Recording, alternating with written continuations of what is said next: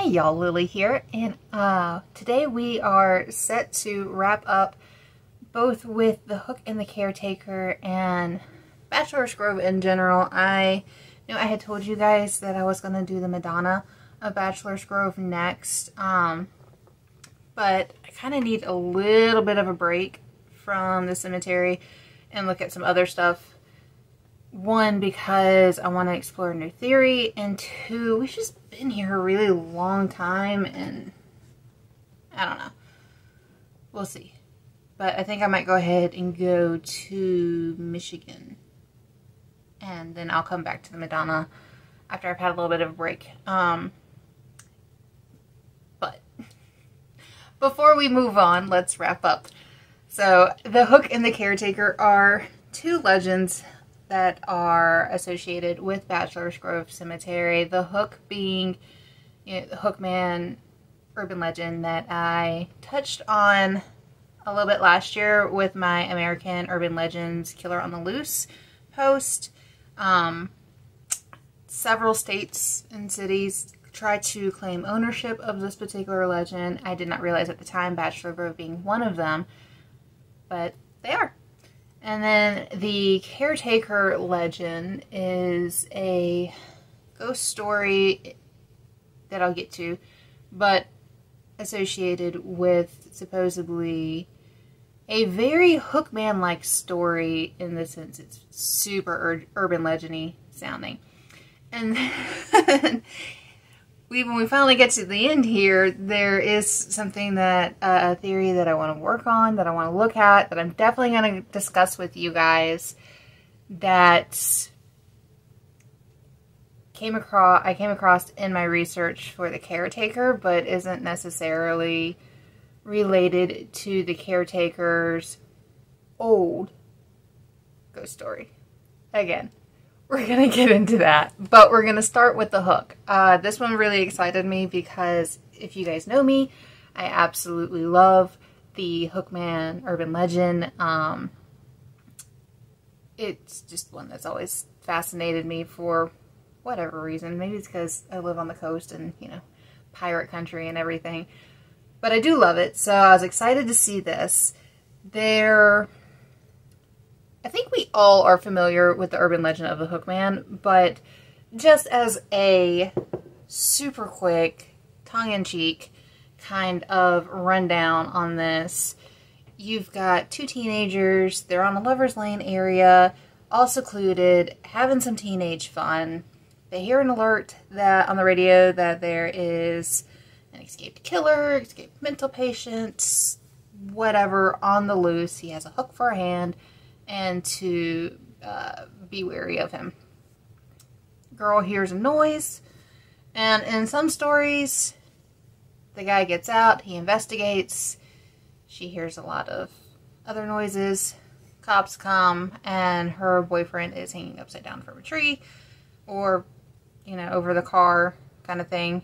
In other versions, they go home, and there is a hook on the car handle door, which is a less terrifying version of it.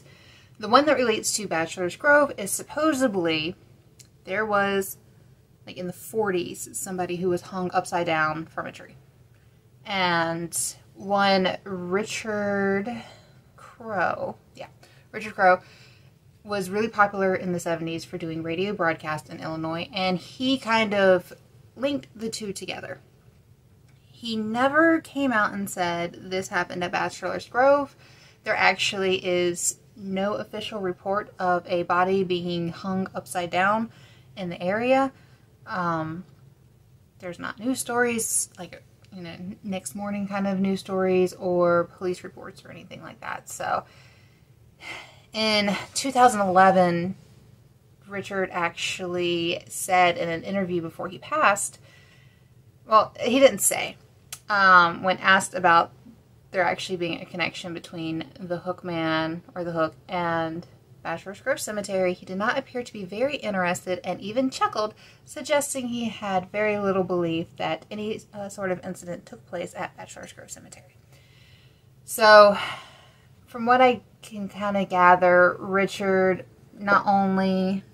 Let's put my hoodie right fast.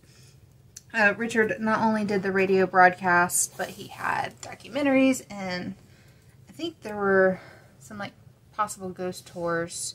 I'm trying to pull from my memory and all the notes that I read over about him that he did. And he brought light to a lot of urban legend stories, and including the caretaker story that we have in a minute. But it doesn't necessarily mean the two took place at the same area. So with this one, oh gosh, I was really hoping that we would find like some really cool origin story for the Hookman, or at least something that would make you go, maybe. But unfortunately, no. No, sorry, I'm drinking coffee. I've had very little sleep. I tried to do this earlier in the week. Bought a new webcam so I could start streaming for y'all and everything. Webcam was absolute crap. Like, oh my god, it was so bad. I have an old cell phone, like burner phone I got for $35 at Walmart years ago, and it has a better camera than this thing had. So I took it back, but while I was trying to tweak all the settings, I missed my window of opportunity to be able to record this last week. So they started doing yard work, and now I'm doing this now on like 4 hours sleep, and I'm starting to ramble. I love it when I do that. But alright, so again, I wish that this was something more, but it's not. But if you do want to check out my American Urban Legend series that I did last Halloween, in that case, I didn't do any kind of debunking or anything like that, or in-depth research. I really just found stories that were all related and YouTube videos, and it makes a fun way to spend an afternoon if you've got, you know, a Sunday to kill.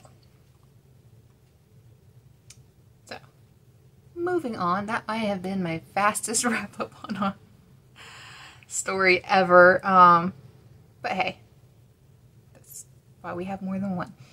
The Caretaker. The Caretaker lore actually breaks up into two parts. The more original urban legend-y version, and the modern version, which actually pertains to a real-life person, and again, a theory that I'm twirling around my brain, but we're going to start with the original Caretaker lore. In this case, the Caretaker is said to have killed his family and himself and burned his house down with everybody's bodies inside, including his own. Now, the legend varies on how he killed his family and himself, but his ghost is often reported being seen with a lantern and possibly a shotgun. There is an association with another story that I didn't look too deep into because it just kind of seemed to be a bit of a passing thing, of the one-armed sniper. People link the Caretaker, the one-armed sniper, and the Hook all together a lot of times. But personal experiences with the Caretaker's ghost date back to at least 1971, if not earlier. But in this case, two college students were visiting the cemetery in hopes of locating the blue light orbs and the disappearing house. They were approached by an elderly man with a lantern claiming to be the Caretaker, and he tells them the lights are not real, but the house is his house and it's the Caretaker's house. And he follows them on the path that they used to go see it. At some point in time, his lantern, which had been, the light of it had been visible the entire time, even though they were in front of him, disappears. They turn around and he's no longer there. There is no mention of whether or not they saw the disappearing house or the blue lights or anything else. There's other stories that are all similar. Sorry.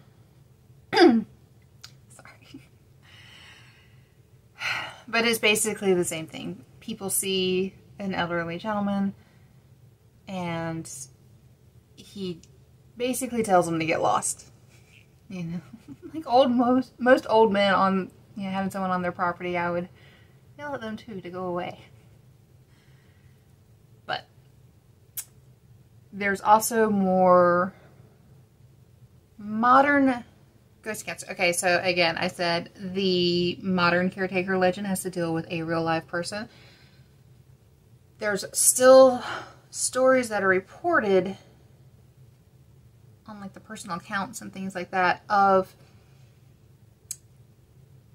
paranormal activity that people associate with the caretaker ghost in and around the area, especially in the houses that are nearby. For instance, there was one where somebody said it was the caretaker's ghost because they went home and there was like a white mist in their kitchen that could be seen, kind of like a fog. And they associated that with the caretaker ghost. I don't really like things like that because that could be anything. You could have had a candle burning, or somebody in your house had a candle burning, or incense, cigarette smoke, just any number of things. So I don't really want, and the lore is different. So to me, that would just be a whole different ghost to look into, not the caretaker. I mean, you're off his property. All he wants is people off of his property, you know. Damn kids. Kind of thing. I digress. Let's see. And now in more modern times, we have Rick, who is, again, very much a live person. Well, I say live, he is very much a real person who was alive in 2018. I don't know if he is still alive today. I hope so. But he has been known as the caretaker since 2014, and he claims to have grown up in the Blue House, which is near some cell towers and associated with the caretaker legend and the cemetery. But there's no proof that he actually did it, and he likes to fuck with people.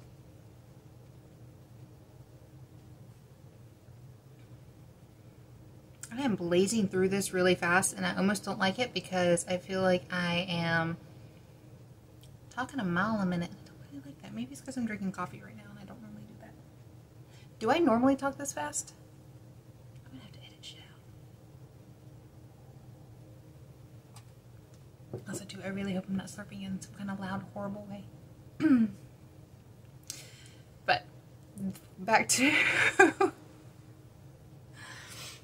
the original caretaker story. The truth behind the legend of who the caretaker is very much a mystery. There has never been an official caretaker of Bachelor's Grove Cemetery, and therefore never a caretaker's house. There's no report of a house being burned down and potentially being rebuilt. And even though I completely lost my train of thought.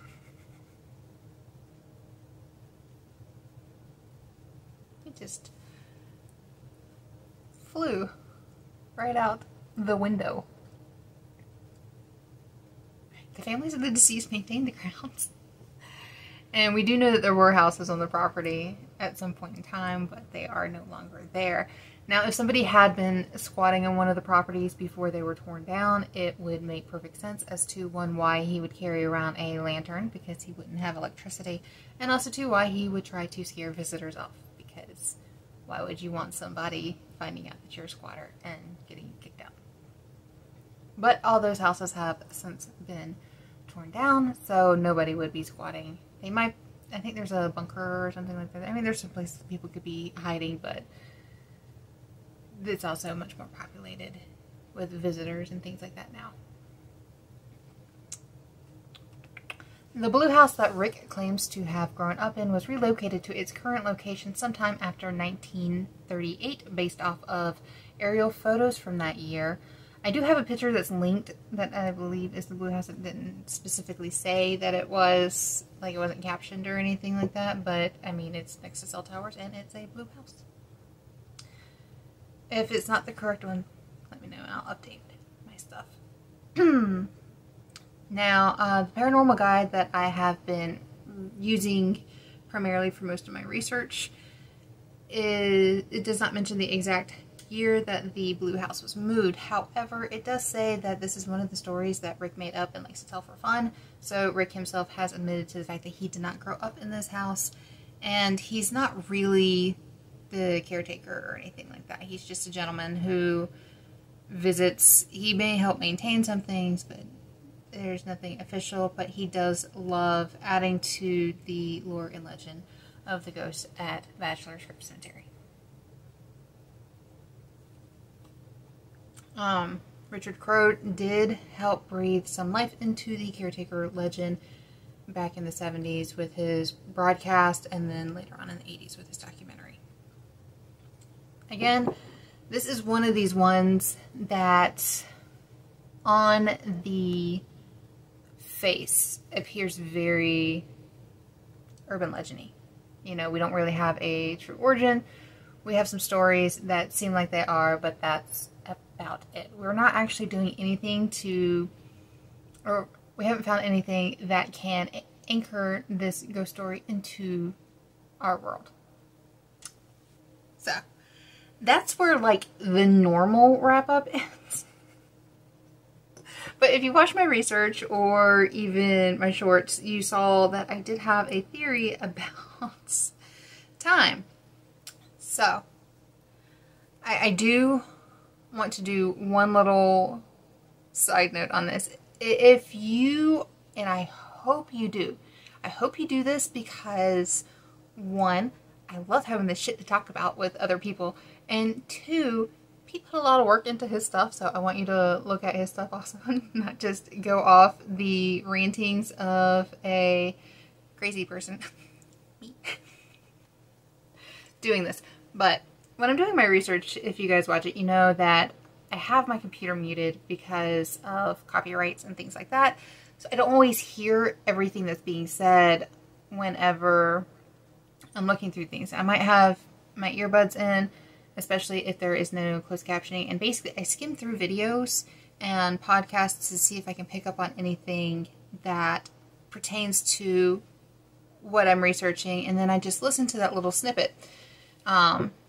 And I go back later. So in Pete's videos, he actually mentions time and how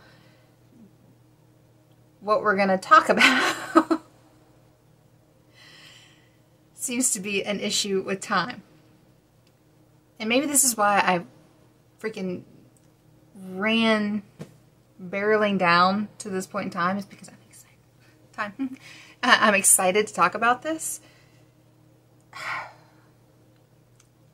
But I had this thought on my own because I wasn't fully listening to Pete's stuff, but then it was kind of crazy when I'm going back to research for my written post to really watch and listen to Pete's videos and to see that he had the similar conclusion. Alright. We're going to go down the road of not ghosts, but doppelgangers, body doubles, by location, and time slips, skips, whatever, parallel universes. Wow, we're going to have fun with this, and it is way over my head and above my pay grade, but I'm going to try and figure it out because I gotta know. So, one of the things that Rick is known for is appearing and disappearing rather quickly. People often will see him in one location and then he is seemingly somewhere else relatively quickly, or he will be, you know, right behind them on a trail, and 2 seconds later he's not only gone, he's gone without a trace. Like, people can't find him. This has happened with Pete. He's actually thought Rick was coming towards him and realized that not only was Rick not coming towards him, Rick was in another part of the cemetery and he has it on film. So we have a story with Pete seeing Rick's double / not enough time had passed for Rick to be in the places that he was in. We also have an instance where 2 people thought they saw Pete walk by them, complete with his backpack on his shoulder. And he was filming in another part of the cemetery at the time. So we have that story. We have other reported stories that Pete has logged for us of people walking by somebody, looking back, and them being gone. So we have a lot of cases in which this has been a thing, but there's one story I just absolutely focus very, very hard on, and this is the case of Cassie's doppelganger. She went to an area near Bachelor's Grove, the woods, that's still considered part of, you know, like the spooky circle, with a friend. They were gonna have like a little mini fire and just relax and chill for the evening. Cassie realized they left the lighter in the car. She went back to go get it. When she came back, her friend was a bit spooked and said that she had seen someone appearing to be Cassie in a direction opposite of the one that Cassie was using to go to and from the car. She looked like Cassie. She sounded like Cassie, but like if Cassie was in distress, and the clothes she was wearing weren't the ones that Cassie was wearing. So if she were to be playing a trick on her friend, she would have had to do a wardrobe change. It doesn't say in Cassie's interviews whether or not the double walked off, disappeared from view instantly, or if the friend like kind of glanced and looked back and they were gone. But for me, this one stuck in my head so much because also too, if you listen to the interview with Cassie, apparently this is not the only time that she has been seen in more than one place. There wasn't any additional like links to a story like that in particular where she told that, but I might try and, again, I want to look more into this anyway, so I'll see if I can find anything more about it. But because of this, I went down the doppelganger rabbit hole before anything else. And I did this because, you know, I've mentioned repeatedly that my family, my brother, myself, my dad, and my dad's dad, we've all had doubles in the city I live in. To the point when my grandfather was alive and living in town and we saw his, my entire family was very confused and thought my grandfather was having an affair before realizing that it wasn't him. My mom has confused my double with me. I have a picture of a gentleman who looks like my father but bald. And I want to say he was actually hanging out at a bar and restaurant that my parents were known for going to. My mom and dad have both sent, or they sent a picture where they met a guy who looked just like my brother. And I've sent, not even in town, but within the state, a picture to one of my friends of someone who looked just like my brother, except for, you know, it wasn't. So the idea of doppelgangers and body doubles fascinates me on a very personal level. Clearly. So I wanted to look down on this, but while going through everything, I found the case of a story of, this is the German one that stumped me. I want to say it's Johann Wolfgang von Goethe. I don't know though. Again, we're just going to call him Wolfgang. But he was an 18th century German poet who saw his doppelganger while visiting his lady love. He realized about 8 years later that the double of himself that he saw was himself from the future, down to what he was wearing matching exactly what he had seen that night. He did tell his story in his autobiography that is entitled Truth and Poetry. And I want to make the one side that even though it's an autobiography, you know how us writers are. I mean, even the stuff that I write, that's my non-lore stuff, that's my memories. They're not written like my memories, you know? And in this case, he did exaggerate some of the story. So it's not to say that it didn't happen. It just might not have happened in the same exact way. But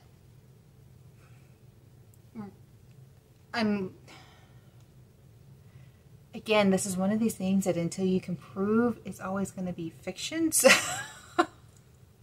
I'm not saying it's not true, and you oftentimes have to turn to forms of literature that are classified as fiction to find that grain of truth. Does that make sense? I hope that makes sense. We're going to pretend it makes sense. If it doesn't, just tell me and I'll try and explain it. Sometimes I'm better when I'm typing out my words than when I'm just letting them spew out. But yeah. So for him, it was a moment in time that he saw. It didn't mention if in the 8 years in the future when he realized that it was him that he saw. It didn't say if he saw his younger self, so it could just be kind of we see the glimpses into another time, they might not see them back.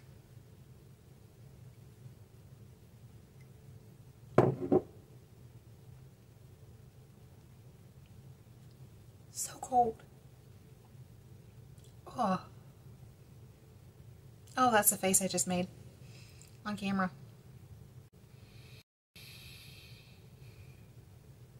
Oh. Oh. Oh. I'm coming back down, I promise.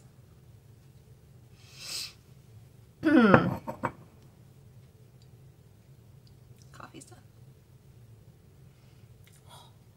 All right. Oh. Man, cold coffee just, ugh. I'm sorry. I am being over dramatic. It just was unexpectedly cold. All right. So, now that we've dealt with time and cold coffee, we're going to talk a little bit about parallel universes. Now, I do not know much about parallel universes or the theories behind them, but physicist Brian Greene, he's also a writer, he writes things in a way that most people can understand them. God bless the man. And he wrote The Hidden Reality, Parallel Universes, and the Deep Laws of the Cosmos. And he said what we're actually seeing is a moment in another universe. So I don't know enough about any of this, to tell you the truth, to say, are we looking at a parallel universe or are we looking at time? I can say that in the possibility of there being parallel universes, well, fuck, anything's possible, right? That's why they're possibilities. So in this case, I would say that, what am I trying to say? That I don't know the science well enough to know exactly what would cause two universes to brush up next to each other to the point that we then can, you know, touch tips. No, we're not going to say that.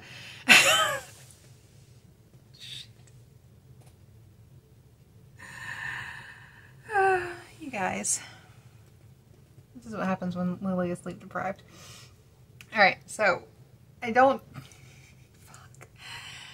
know enough of the theories to know what would cause two parallel universes to brush up next to each other and touch to where I can potentially see another me, or someone else can see another me that's still very real.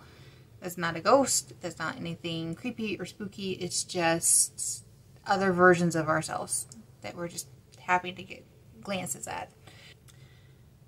And again, I don't know enough about this kind of stuff to even really understand the theories, and I want to learn more about them to go into all of it. So, is it parallel universes or is it time?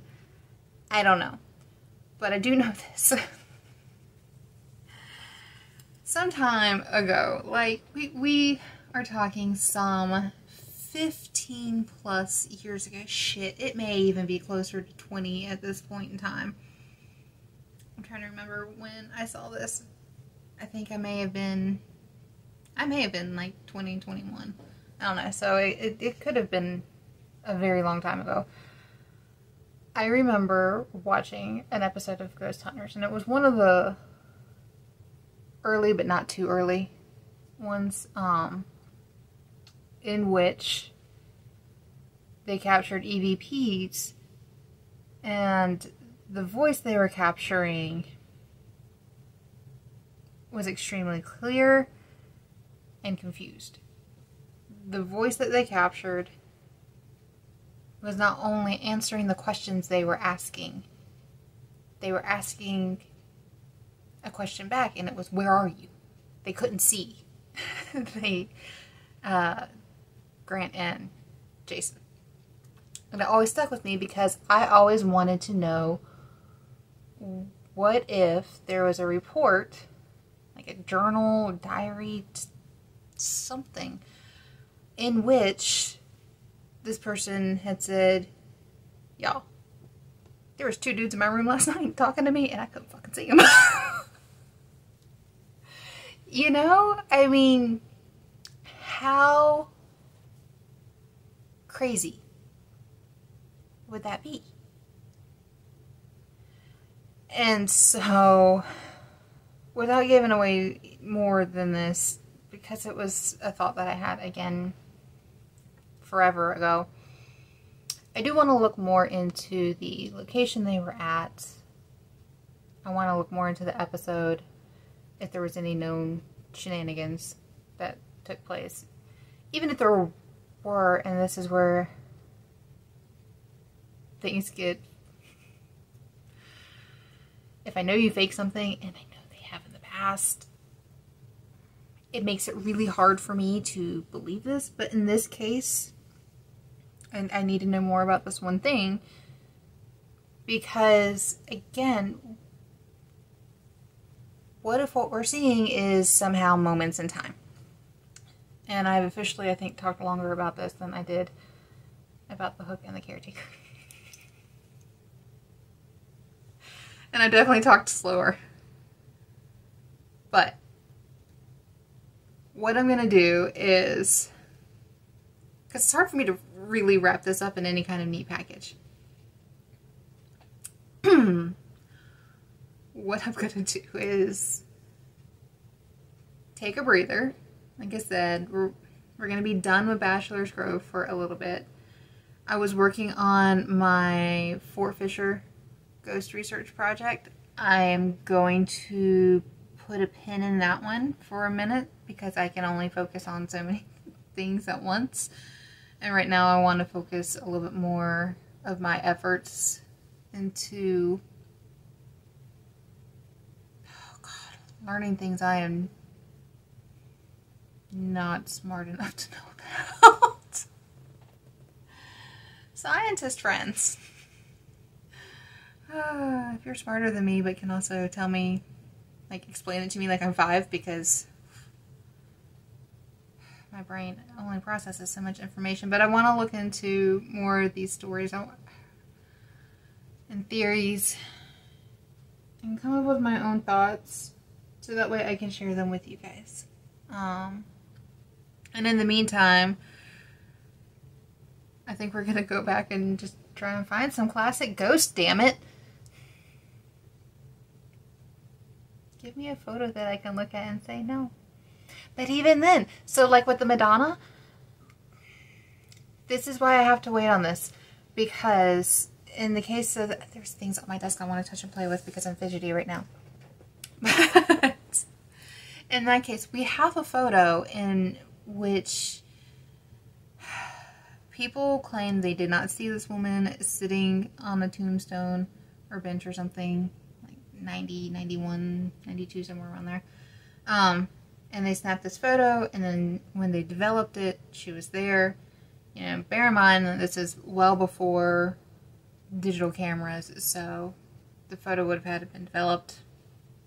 And when I look at it, I just see, I don't see, I think they were saying like she was like Victorian or something. I don't see any, I see a lady in a basic dress from the 90s sitting on a stone.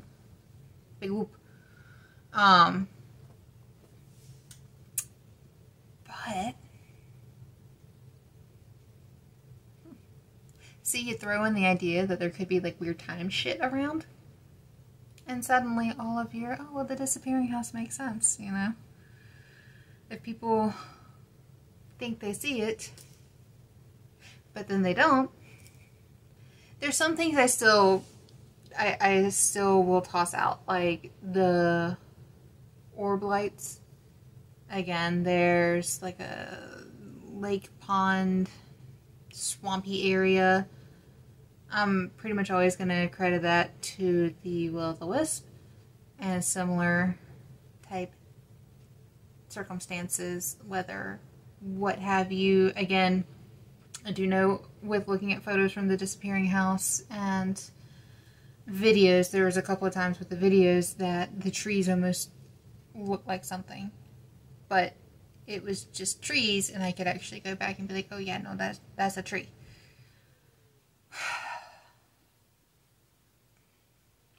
But that's not to say at other times. So what are we going to do? What am I going to do? Well, I can tell you this. I'm waiting on my new webcam because, again, I took back the one that was shit. I have one that I was supposed to be able to pick up yesterday in store, a further away store than my local one because it was the only one that had it in stock, but turns out they didn't have it in stock, so now I'm waiting for it to be delivered on Tuesday. But if we get that, I need to quit being fidgety. I want to start streaming, and then we can have some nice little like round table discussions of what we think things are. So that'll be fun for you guys, I hope. Really weird, random conversations about ghost and time and parallel universes and whatever kind of weird, creepy cryptids you may see and like. We're gonna go find some good ghosts in Michigan. I almost said Maine, but no, it's Michigan. And then I think the next one is Jersey? I don't remember. But it's a weird, creepy path.